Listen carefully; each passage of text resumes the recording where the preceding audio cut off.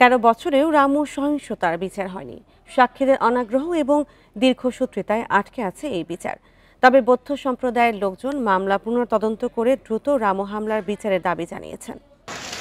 2012 সালের 29 সেপ্টেম্বর কুরআন অবমাননা করে ফেসবুকে ছবি পোস্ট করার অভিযোগ তুলে রাতের আধারে পোড়ানো হয় রামুর শত বছরের ঐতিহ্য এবং পুরাকীর্তি।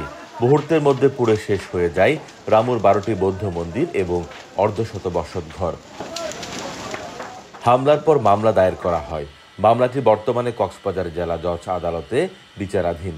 আদালতের সরকারি কৌঁসুলি রামু হামলার এ মামলার বিষয়ে কথা বলতে রাজি হননি।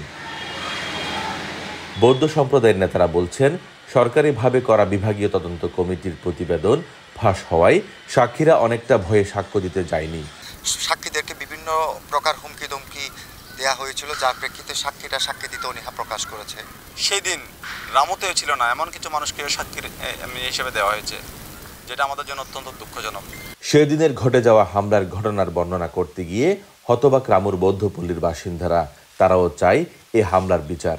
13 বছর ধরে যে এটার কোনো কাজ হচ্ছে না, এভাবে করতে থাকলে তো যে সন্ত্রাসীরা হামলা করেছে তাদের যদি বিচার না হয় তাহলে তারা তো বারে বারে কাজটা করবে। যেখানে ব্যর্থ হয়েছে সেখানে আবার রাষ্ট্রের বাদী হয়ে যখন মামলা করে সেই মামলার বিচার পাওয়াটা একটু অনেকটা কি কষ্টবিদ্ধ হয়ে যাবে।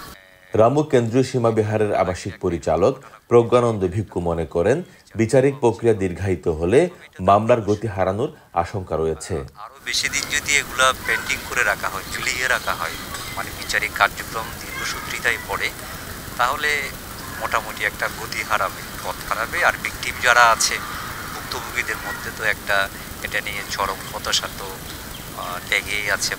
2012 সালে হামলার পর রামু, উখিয়া ও টেকনাফে সহিংসতার ঘটনায় এজাহারভুক্ত 375 জন সহ 15,182 জনের বিরুদ্ধে 19টি মামলা দায়ের করা হয়। পরবর্তীতে 18টি মামলায় 945 জনের বিরুদ্ধে আদালতে অভিযোগপত্র জমা দেয় তদন্তকারী সংস্থা। এসব ঘটনায় গ্রেফতার সব আসামি এখন জামিনে রয়েছেন।